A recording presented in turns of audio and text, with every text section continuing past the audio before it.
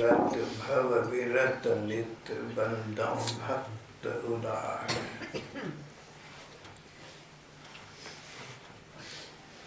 एक क्षत्रिय भक्त का वृत्तांत।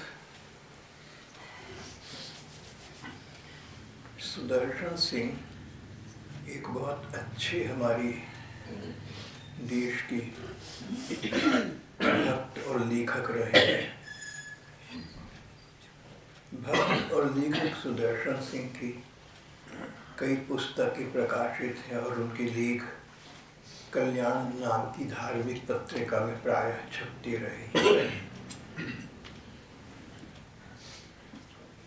सुदर्शन सिंह ने अपने साथी एक भक्त का वृत्तांत लिखा है। उनके साथी थे और उन भक्त की मृत्यु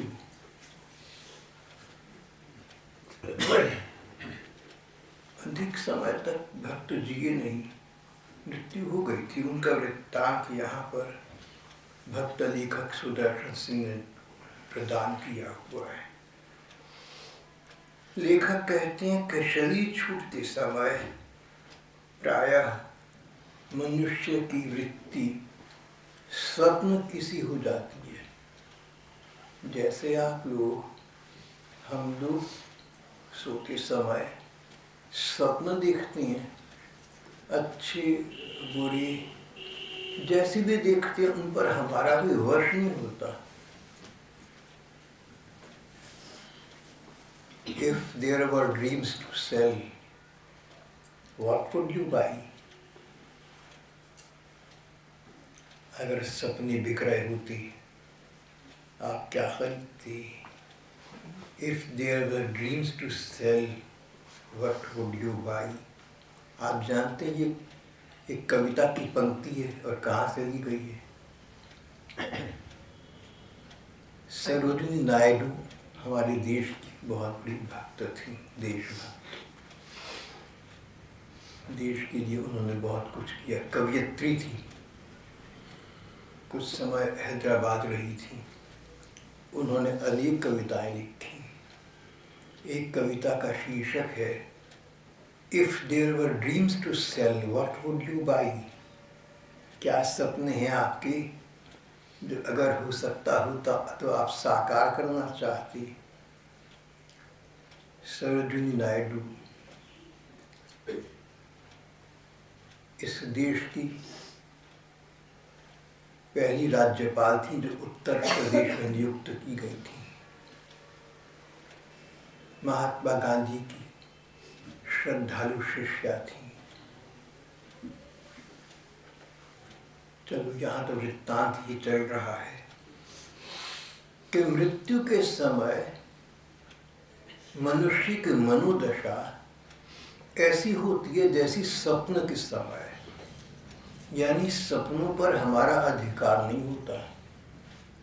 सपने अपने आप दिखते हैं, हम चाहें न चाहें।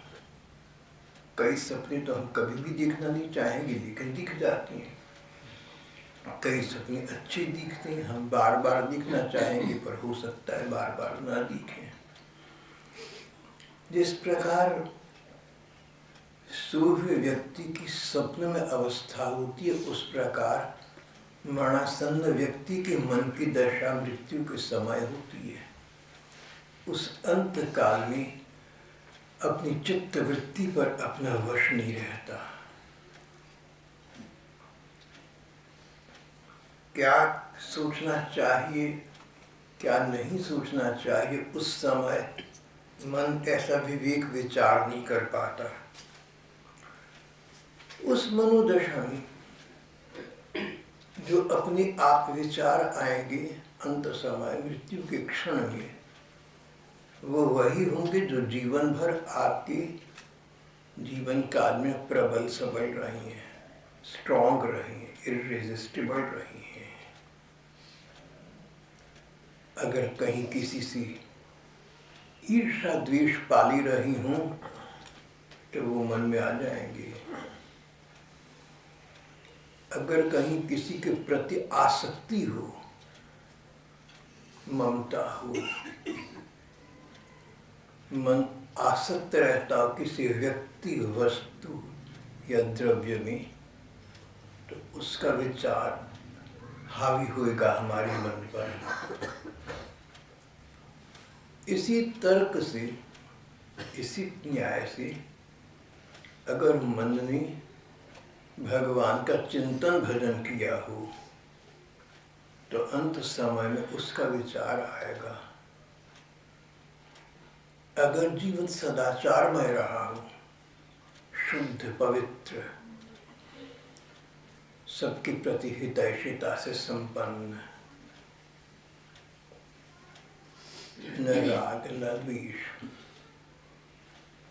जीव मात्र के प्रति करुणा की और कोमलता की भावना मन में रही हो,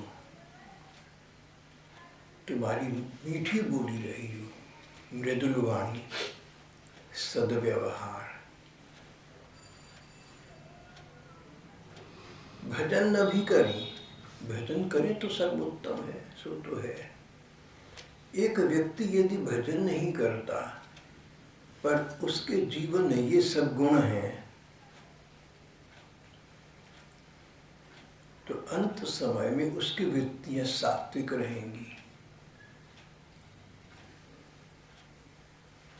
भगवान के चरणों के उन्मुख रहेंगी, उसकी सद्गति होगी। न जाने कितने लोग तपस्या करते हैं, योगी यति बहुत कुछ करते हैं, योग क्रियाएं, मन को वश में करने की साधना इत्यादि, ये सब साधन अच्छे हैं और जो लोग करती हैं वे धन्य हैं।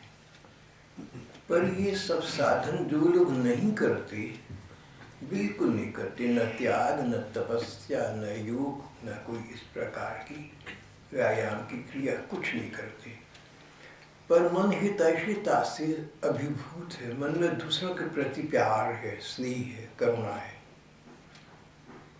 दूसरा का दुख देखकर जो द्रवित होती हूँ,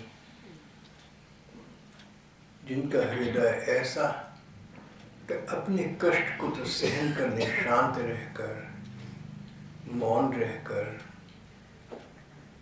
न उलाहना, न उपालंब, न शिकवा, न शिकायत, न भाग्य से, न किस्मत से, न समाज से, न किसी से, सहन कर लिया। पर दूसरों का कष्ट सहन नहीं कर पाती थोड़ा सा भी। किसी के कष्ट में उनका मन, उनका अपना मन कष्ट पाता है। इस प्रकार के व्यक्ति इस संसार में अधिक नहीं होते। अपने कष्ट को जैसे तैसे चुपचाप सहन कर ली, पर दूसरों के कष्ट को सहन न कर सके, द्रवित हो जाए। संत हृदय नवनीत समाना, भगवान के भक्तों का तो ये विशेष लक्षण है। जैसे मक्खन को गरमाई के पास रख दो तो अपने आप तैर जाएगा, द्रवित हो जाएगा। इस प्रकार बहुत से महज्जनों का मन करुणा से इतना अभिभूत, इतना संपन्न रहता है, परिपूर्ण रहता है।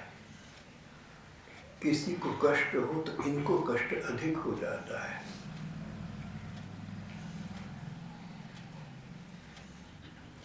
जैसे लबालब भरा प्याला तनिक सी ठेस पहुंचते ही छलक उठता है, इस प्रकार सज्जनों और भगवज्जनों का हृदय होता है। हम ऐसे बन जाएं, दूसरों के सुख में सुख प्रतीत करें, दूसरों के दुख में दुख प्रतीत करें, अपने दुख से अधिक दूसरों के दुख को समझें, तो ये तो एक भगवत जन का लक्षण हो गया।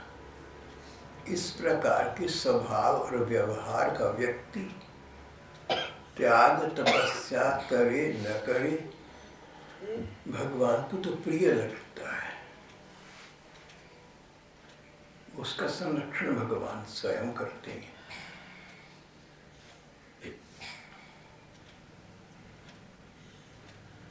Abu bin Adam, may thy tribe increase. Bible में कथा आती है ना अबू की, एडम के बेटे की। त्याग वैराग्य पूजा पाठ तो अधिक नहीं करता था, पर जीव मात्र के प्रति प्रेम हृदय से भरा था।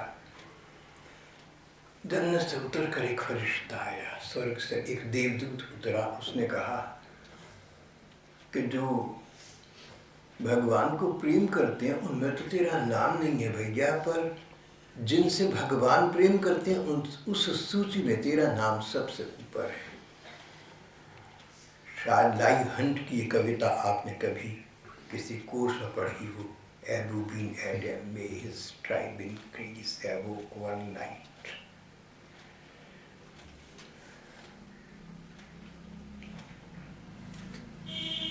भाव ये कि अपने जीवन को जैसा बनाए रखेंगे,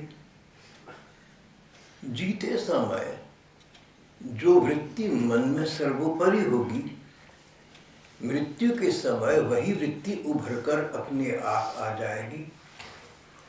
और हमारी धर्म ग्रंथ कहती हैं कि जैसी मति उस समय होगी, मृत्यु के पल में होगी, जब अपने वश में अपना मन नहीं होगा, मन स्वयं भागा फिरेगा। जैसी वृत्ति मृत्यु के समय होगी, अंतमति सुगति।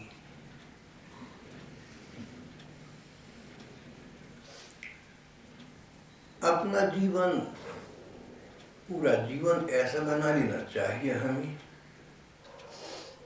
कि जब कोई ऐसी स्थिति तन की आई, मन की आई, जब तन पर और मन पर दोनों पर ही हमारा नियंत्रण न रही, हमारा वश न रही, तन मन अपने हिसाब से चले, उस समय ये मन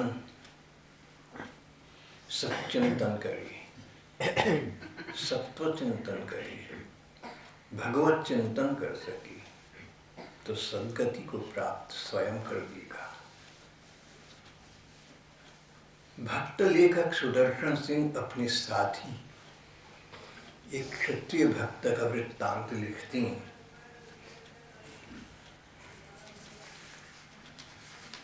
सन 1930 की बात है। सन 1930 में देश में सत्याग्रह आंदोलन हुआ, कांग्रेस की ओर से चलाया गया था। कांग्रेस,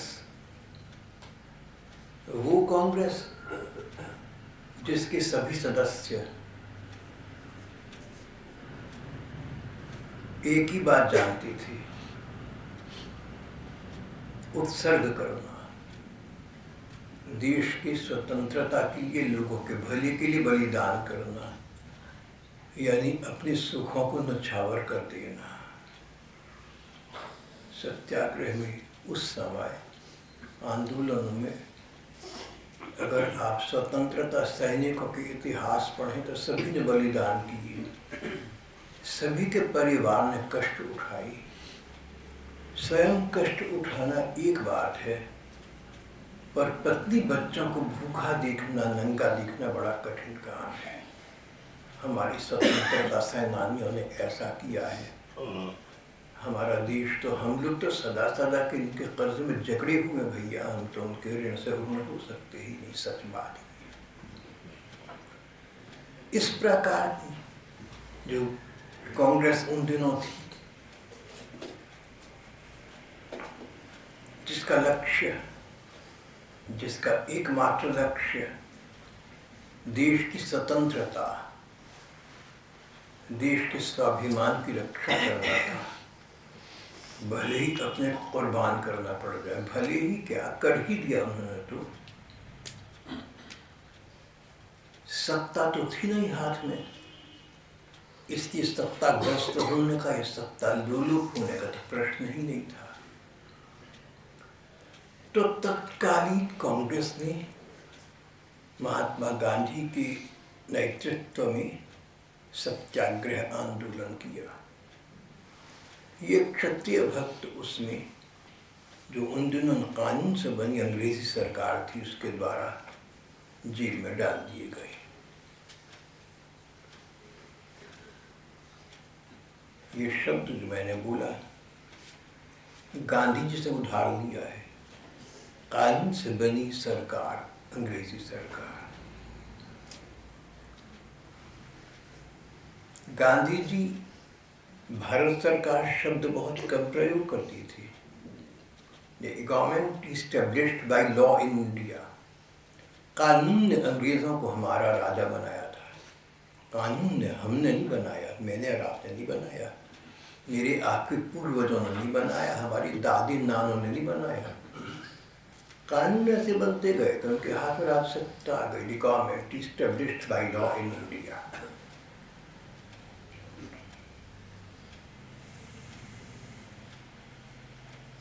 तो ऐसा लगता है कि जहाँ सत्ता है वहाँ सत्ता का दुरुपयोग प्रायः होता है। सत्ता समाज को निरंकुश सा बना देती है और करप्ट से man and absolute power absolutely, एक अंग्रेज चिंतक ने कहा था। तो ऐसा देखते ही हम सब जगह, सारे देश में, सारे संसार में देखते हैं, कहीं कम है कहीं अधिक है, पर सत्ता का दुरुपयोग, उसका अनुचित लाभ उठाना बड़े व्यापक स्तर पर ये अभियान चलता रहता है। ये क्षत्रिय भक्त जेल में डाल दिए गए। जीवन काल में ये अधिक पढ़ी लिखी नहीं थी,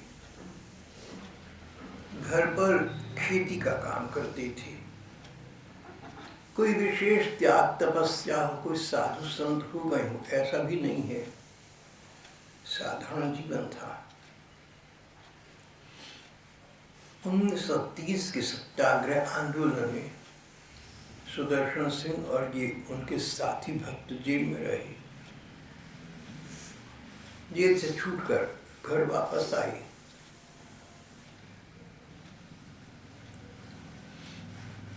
तो शरीर रोगी हो गया, रुग्ण हो गए, बीमार पड़ गए। सच्चे व्यक्ति थे, ईमानदार व्यक्ति थे, किसी के साथ बहस में पड़ना उन्हें पसंद नहीं था। कोई कुछ कह भी तो सह लेते और हंसकर टाल देते थे। ये बहुत अच्छा स्वभाव था उनका। ये महापुरुषों का स्वभाव होता है, ये भगवत जनों का स्वभाव होता है।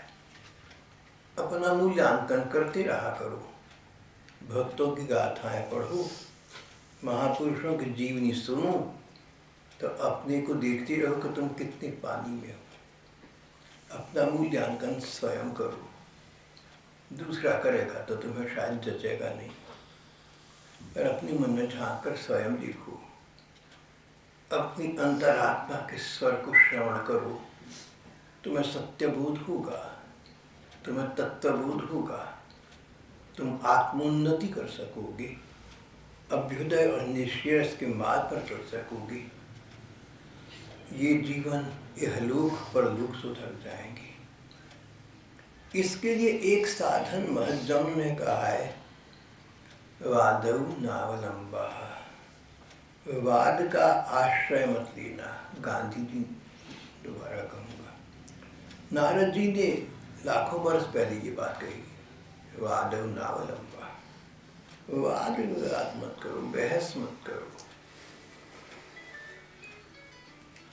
कोई बात कहे, एक वाक्य में छोटी सी बात एक बता दी, दूसरा मान जाए बहुत अच्छा, न माने तो बात को वहीं समाप्त कर दो। बात को बढ़ाओ नहीं, वहीं गाड़ दो उसे, वहीं उसकी कब्र खोद दो, वहीं समाप्त कर दो उसे। अपने मस्तिष्क को या दूसरों के मस्तिष्क को विकृत न करो, भारी न करो, उस पर बोझा न डालो। महापुरुषों के जीवन में पढ़ो तो पता लगेगा कि बड़े बड़े महापुरुष हुए, बहस में नहीं पड़े। अगर मैं ये विषय लंबा करूंगा तो विषयांतर हो जाएगा, प्रसंग भेद हो जाए, फिर कभी सही। इस समय तो इतना कहना पर्याप्त है कि सुदर्शन सिंह के क्षत्रिय भक्त और देशभक्त बहसबाजी में नहीं पड़ती थी, बात को मुस्कुराकर टाल देती थी। कर्तव्यपरायण थी, परिश्रमी थी, मन की सच्ची थी। जेल से वापस आने पर उन्हें ज्वर आ गया, बुखार आ गया।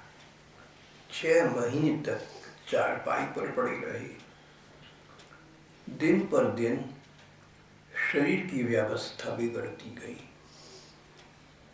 वैद्य, हकीम, चिकित्सक कईयों से इलाज कराई, पर स्थिति में सुधार न आया और धीरे धीरे दुर्बलता इतनी बढ़ गई कि स्वयं उठकर बैठने की शक्ति भी उनमें न रही। और फिर मानो किसी अतीन्द्रिय शक्ति से कोई उद्बोध प्राप्त हो गया हो, कोई पूर्व बोध हो गया हो। एक दिन घर वालों से कहा, मेरे ऊपर गंगा जल छिड़क दो, गोबर से भूमि लीपकर, कंबल बिछाकर मुझे खाट से उतारकर उस कंबल पर जमीन पर लेटा दो। थोड़ी देर में ये शरीर प्राणों का मोह छोड़ने वाला है। ये चेतना अव्यक्त चेतना में विलीन हो जाएगी और तब तक तो मुझे गीता सुनाओ और गांधी जी का चित्र लाकर दे दो। गांधी जी का चित्र। गांधी जी सत्याग्रह आंदोलन के प्रमुख नेता थे। उनके प्रति लोगों की अगाध श्रद्धा थी। ये भक्त उनमें से एक थे। अंत समय आ गया, गांधी जी का चित्र ले आओ, उसका दर्शन करूंगा, उसका ध्यान करूंगा और गीता सुनाओ। गीता तो भाई बहन गीता के विषय में बहुत कुछ जानते हैं।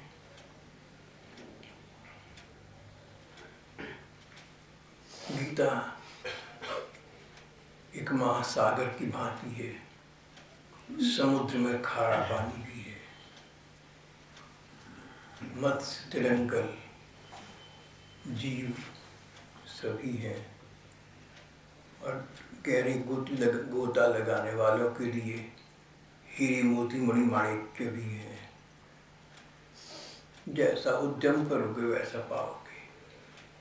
कोई खारा पानी पीकर कहेगा अरे समुद्र तो कुछ भी नहीं है, खारा पानी है इसमें तो। और कोई गहरा गोता लगाए बहादुर परिश्रमी तो कहीं नीचे के तल से होती हीरे मोती निकाल रहा है और कैसा कर रहा है। गीता में सब प्रकार का ज्ञान है, सब प्रकार के लोगों के लिए इसमें ज्ञान है।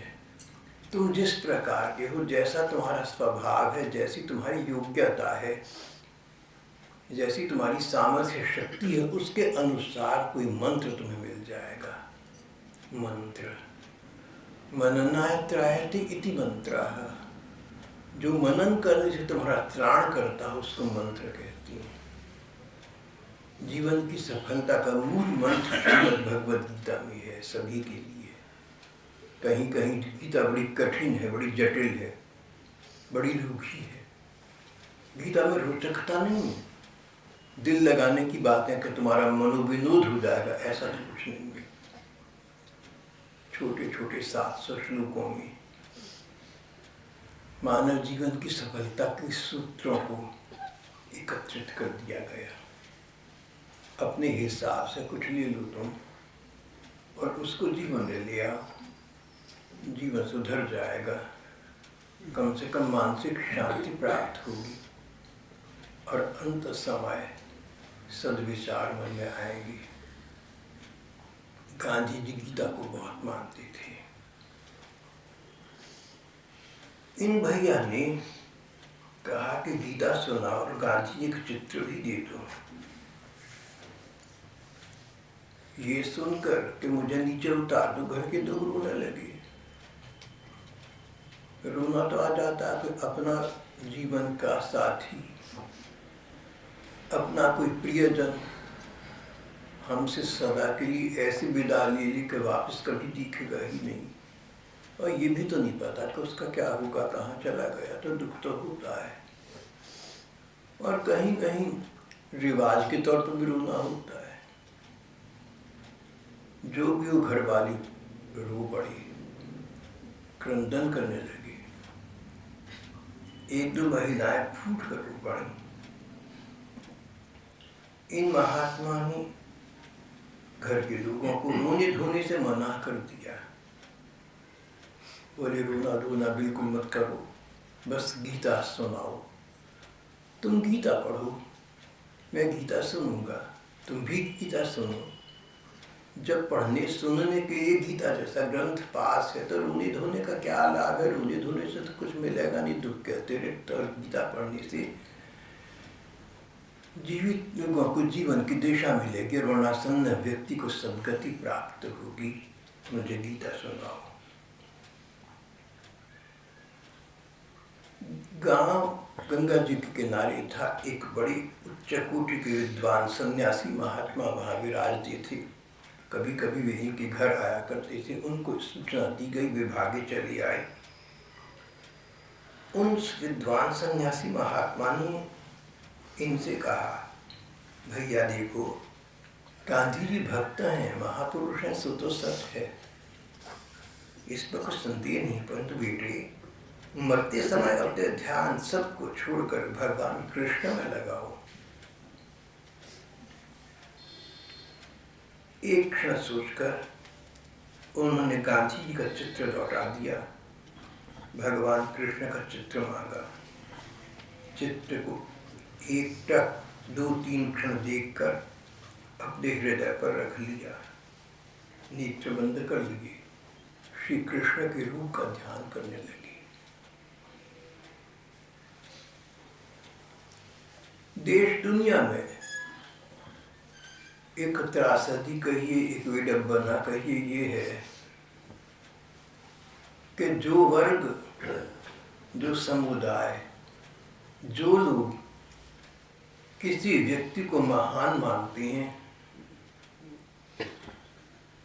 किसी व्यक्ति के प्रति पूज्यता और आदर की बुद्धि रखते हैं,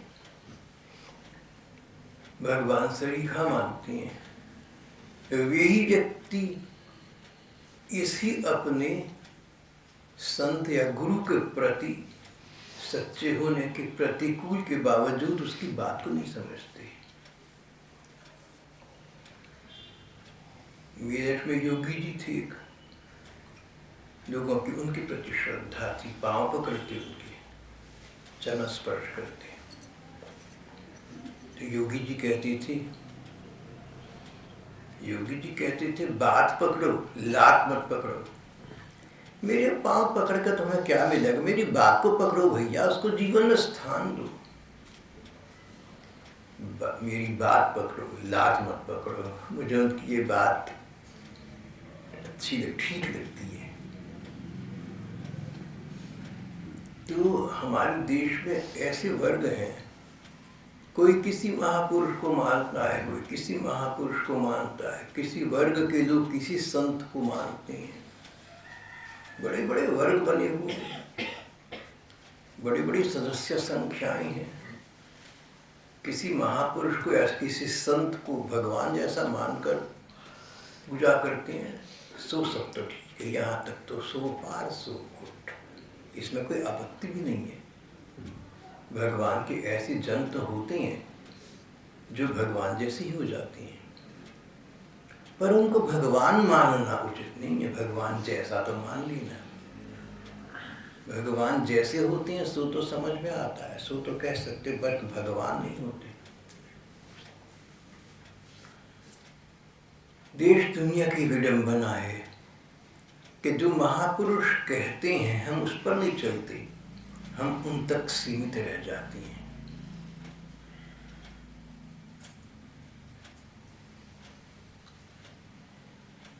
एक ने सब त्याग दिया, छोड़ दिया, तपस्या में जीवन बिताने लगा। महावीर स्वामी के चरणों पड़ गया। महावीर, मुझे जाने के लिए मत कहना, मुझे सत्य का अन्वेषण तुमसे प्राप्त हुआ, मैं तुम्हारे चरणों में रहूंगा, शेष जीवन यही बिता दूंगा। महावीर मुस्कुराए, भैया नदी तो पार कर ली पर किनारे का मोह न छोड़ सके, वहीं रह गए।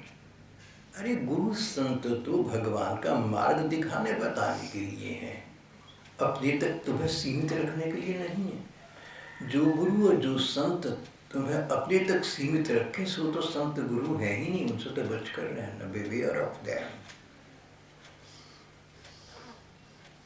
संत गुरु तो वो हैं जो मार्ग दिखाते हैं भगवान को पहुंचने का।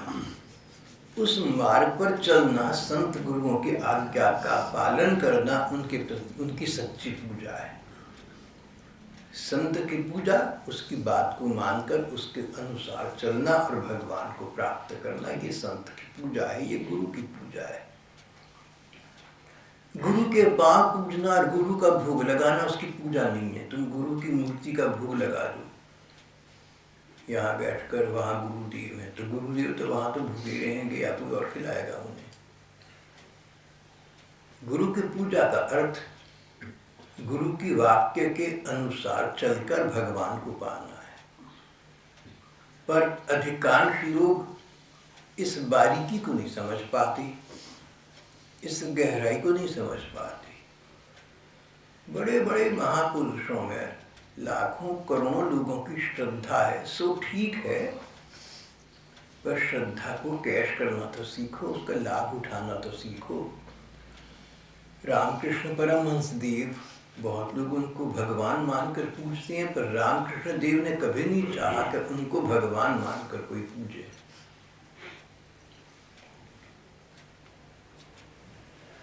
सिद्धार्थ गौतम ने, उनको लोगों ने बड़ा माना, आज तक मानते हैं। आनंद ने कहा, पट्ट शिष्य ने कहा कि तथागत आप जैसा न कोई हुआ, आप जैसा न कोई है, और न आप जैसा आगे कोई होगा, न भूतो न भविष्यति। तथागत मुस्कुराई, सिद्धार्थ गौतम बुद्ध मुस्कुराई, बोले आनंद, तुम्हें आज तक संसार में जितने लोग हुए सबका पता है, आज वाली दुनिया में जितने अरब लोग हैं सबका पता है, और आने वाली दुनिया में जो लोग आए उन सबका पता है। नहीं जी, मुझे क्या पता। बोले then how this bold and big words, फिर तुमने ये कैसे कह दिया कि त्रिकाल में ऐसा व्यक्ति आप जैसा ना कोई हुआ ना होगा, तुझे क्या पता भैया, बेकार की बात मत कर। उनका भाव ये था कि हम सत्य के संरक्षण तक अपने को सीमित रखें, हम भावनाओं के बहाव में न बह जाएं। सभी महज्जन यही चाहते हैं कि तुम आगे बढ़ो। उत्तिष्ठत जागृत प्राप्य वरान् निबोधत। Awake, arise and stop not till the goal be reached। Vivekananda इस वेदवाणी के बड़े पक्के समर्थक थे। हमें इन महापुरुष के मार्ग पर चलना है। महाजन ये न करता सपन था। महज्जन जिस मार्ग पर चले, उस मार्ग पर चलकर जिस वस्तु को उन्होंने प्राप्त कर दिया उसको हमने प्राप्त करना है। यहाँ मैंने कहा, अपने मन को टटोल कर देखो, तुम आज कहाँ हो। अध्यात्म की दृष्टि से, भगवान की भक्ति की दृष्टि से 20 साल पहले जहाँ थे उससे कुछ आगे तो बढ़ गए या वहीं बैठे हो। और कहीं ऐसा कोई तो नहीं भैया जो नीचे गिर चुका हो। थोड़ा सा आत्मनिरीक्षण की अनिवार्यता है, सेल्फ इंट्रोस्पेक्शन।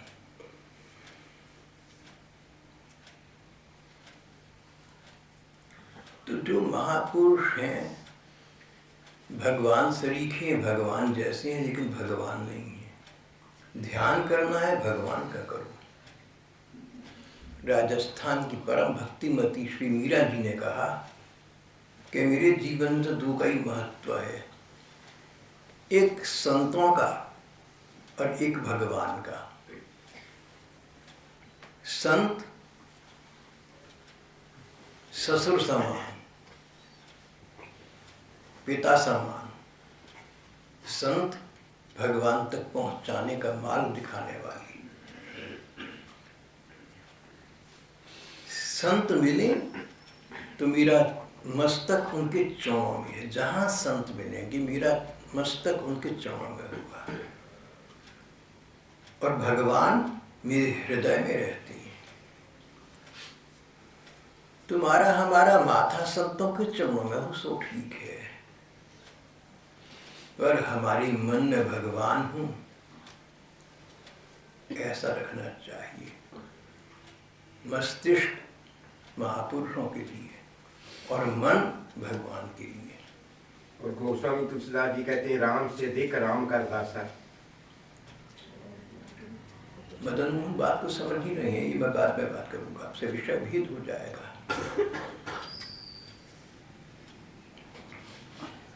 तो यहाँ पर प्रसंग ये चल रहा है कि कोई भी वर्ग हो, कोई भी समाज हो, किसी महापुरुष को मानता हो, उसे भगवान मानता हो, सो ठीक है। पर भगवान मानने का अर्थ है भगवान के समान आदर का पात्र, सम्मान का पात्र। नहीं तो महापुरुष तो स्वयं कहते हैं तुम भगवान पर लगो। भैया तुम महापुरुष किसे मानते हो, किस पर लगते हो? जिसको मानते हो कि भगवान तक पहुंचाए, हमें पहुंचाएगा, उसी को तुम महापुरुष मानते हो। यहाँ पर इन क्षत्रिय सैनिक भक्त को एक सन्यासी महात्मा अंत समय में अचानक मिल गए, भगवान की कृपा से मिल गए, जिन्होंने कहा तुम चित्र गांधी जी का देखकर उनका ध्यान नहीं करो, गांधी जी महापुरुष हैं, ये तो सत्य है, पर भैया ध्यान करना तो भगवान का करो। एक क्षण सोचा, बोले ठीक है, भगवान का चित्र मंगाया, चित्र को ध्यान से देखा और फिर भगवान के रूप का आंखें मीच कर ध्यान करने लगे। हम सब लोगों के लिए यही समझ की बात है कि जो हमारी संत हैं, जो हमारी महापुरुष हैं, जिनमें हमारी श्रद्धा है, जिनको हम भगवान जैसा मानते हैं, उनकी आज्ञा का पालन करें।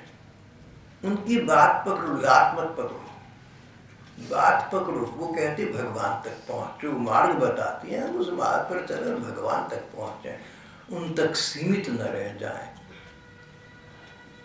कोई महापुरुष ये नहीं चाहता, कोई भक्त ये नहीं चाहता, कोई संत ये नहीं चाहता, कोई गुरु ये नहीं चाहते कि आप उन तक सीमित रह जाएं, सब आगे बढ़ना चाहते हैं। कोई माँ नहीं चाहती कि बेटी उस तक सीमित रह जाए, माता पिता नहीं चाहते बच्चे तो उन तक सीमित रह जाएं।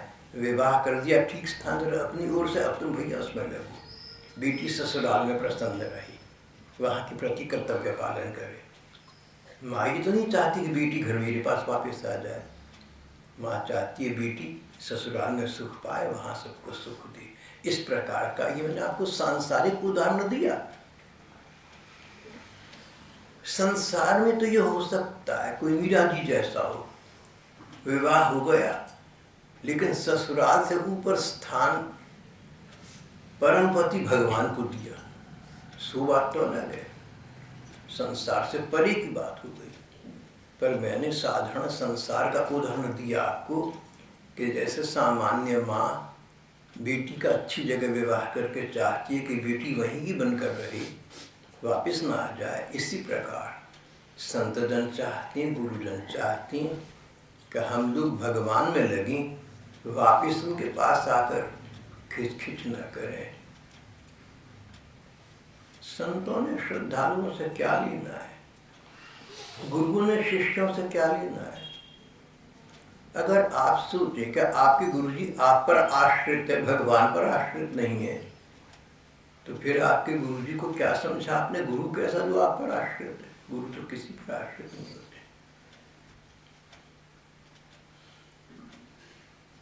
तो जो गुरुजन चाहते हैं, जो संत जन चाहते हैं, हमें सो करना चाहिए। पूर्व काल में 30-35 बरस पहले अनेक वर्ग के अनेक जनों से मैंने ये बात कहनी चाहिए। वो लोग मेरे प्रति स्नेह भाव रखते थे और रखते हैं, उनकी समझ नहीं आई। नाम लेना तो उचित नहीं होगा, लेकिन जितने भी संप्रदाय के लोगों से मैं मिला, जो मुझे इसलिए बुलाते थे, इसलिए मुझसे मिलते थे, मुझे बहुत मानते थे और आज भी मानते हैं, जब मैंने उन्हीं लोगों को ये बात समझानी चाहिए जो आपसे कही है, तो उनके मन को जची नहीं और वो वहीं रही जहाँ थी। हो सकता है वो अपने स्थान पर ठीक हो, और ये भी हो सकता है कि मेरी ये सब बातें आप लोगों को कुछ को जची हूँ, कुछ को थोड़ी जची हूँ, कुछ को अधिक जची हूँ, कुछ को बिल्कुल न जची हूँ, ऐसा भी हो सकता है। लेकिन जो मैंने समझा, धर्म ग्रंथ पढ़कर समझा, भक्तों की जीवनियाँ पढ़कर समझा, उसका सार इस भक्त गाथा में आया। इसलिए प्रसंगवश आपसे ये बात कही है। संत गुरु को भगवान के समान मानो, पर भगवान को पाने के लिए ही उनको भगवान के समान मानकर इनके बताई मार्ग पर चलकर भगवान को प्राप्त करें। मन भगवान में, तन संसार में। मन में भगवान, तन संतों के प्रति, मस्तिष्क संतों के प्रति समर्पित, माथा संत चरणों में, मन हृदय भगवान के चरणों में। ये सिद्धांत देता हुआ आज का ये पाठ प्रसंग यहाँ समाप्त हो जाता है।